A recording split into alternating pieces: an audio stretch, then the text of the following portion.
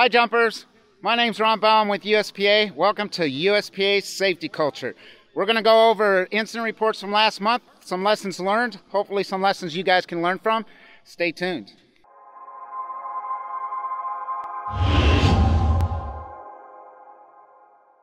Hey guys, my name's Ron Bell. I'm here with Taylor Jenkins. Taylor Jenkins has about 650 jumps. We're going to get a little bit of advice from him, talk through a scenario on one of the incident reports. Taylor, tell us a little bit about your experience. I've been skydiving for about 2 years now, and I spend most of my time free flying, angle flying, and wingsuiting.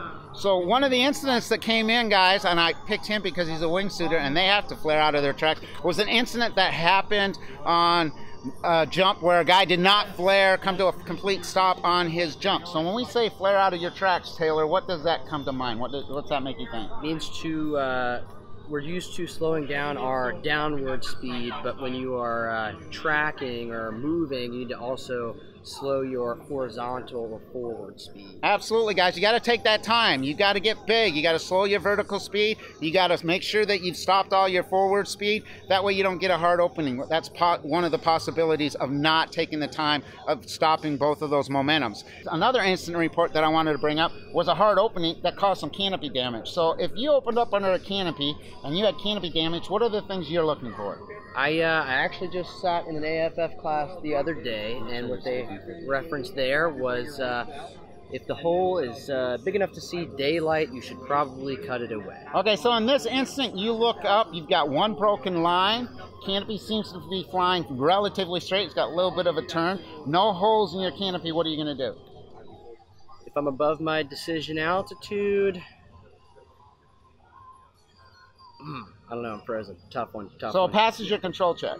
Passes my control check. If I feel comfortable with it, I'll land. Is that the only thing you have to consider when you're doing a control check on a damaged canopy? Can you flare it? So this is what happened on this incident report and why I wanted to bring it up. On this particular incident report, the guy did the exact same thing. He looked up, the canopy looked fairly good. He flared it, he did some turns, said, hey, I'm going to land this canopy. Then he got into some really heavy traffic in his landing pattern. Because he wasn't so maneuverable, it actually caused the canopy to collapse at about 850 feet. The guy ended up having to fire off his reserve. The reserve opened up cleanly, was able to cut away his main and land safely. But the lesson here is not just to check that it's landable, but do you trust it going into the landing area you're going into? If it's a hop and pop and there's no traffic, maybe you can land that with no problems. Also take into consideration the winds, right? Winds cause turbulence. It's going to be more susceptible to turbulence, guys. Think about the rest of the landing pattern, the rest of your canopy flight when you're determining if a canopy is landable. Guys, hang on, we got a couple more. Hey guys, I'm here with Elena Downs. She has 340 jumps. Elena, tell us a little bit about yourself.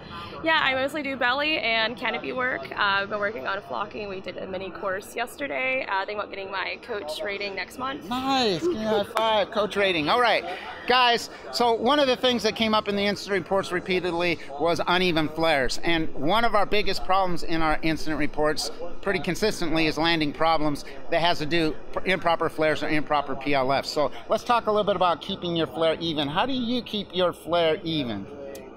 Make sure that your hands are always parallel to each other and keeping them closer to your body when you flare. She's absolutely right, guys. The farther your hands get out from away from your body, the easier it is for your inputs to become uneven, and the more tendency you're going to have to reach for the ground if there is a turn or a little bit of a push from wind, and that's going to cause you to extend your hand out towards the direction that you're falling. Flaring close to your body, you finish your flare, your hands are right in front of your waist. Then you're in the PLS position. All you got to do is make that banana shape away from the direction that you're landing.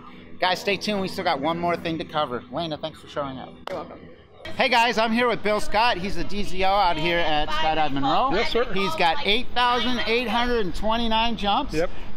He rents gear. One of the things that I saw in the incident reports last month was a guy that rented gear. Nobody explained to him what a free fly hacky was or what the free fly pud was and how it had an extra tuck tab. So he reached back, he tried to pull that tuck tab, couldn't get it out, ended up going straight to his reserve and had a safe landing. But had the gear been properly explained, so, Bill, when you rent out gear here at the drop zone, what kind of things do you go over first thing I do is find out what kind of rig they've been jumping and how many jumps they have. Yep. So then I can I carry a couple of different brands, so I can introduce it to people. So when a person needs to rent a rig, I go over it with them to make sure, have them explain to me how everything works and where it is. If it's different than a different brand than what they're accustomed to, I show them where the cutaway and the reserve is, how to settle the AAD, where the pilot chute is, how to throw it, and make sure that they understand depending on the number of jumps they have. And that's key, guys. You got to talk to them about what kind of gear. And if you're the renter, if you're the one renting the gear, you have to tell them what kind of gear you've been jumping,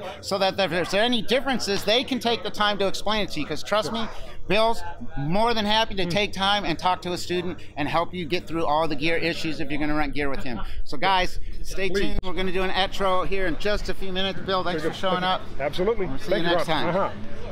Hey jumpers, thanks for watching. This has been Ron Bell with USPA Safety Culture, where we recap some of the incidents of last month, some of the lessons learned, hopefully lessons that you could have learned from. Guys, if you have an incident, fill out an incident report on the USPA website and send it in. Include your email address, and maybe we'll jump on Zoom together and we'll talk about your lessons and interview you and get you on Safety Culture too. Guys, blue skies and safe landings. Be safe out there.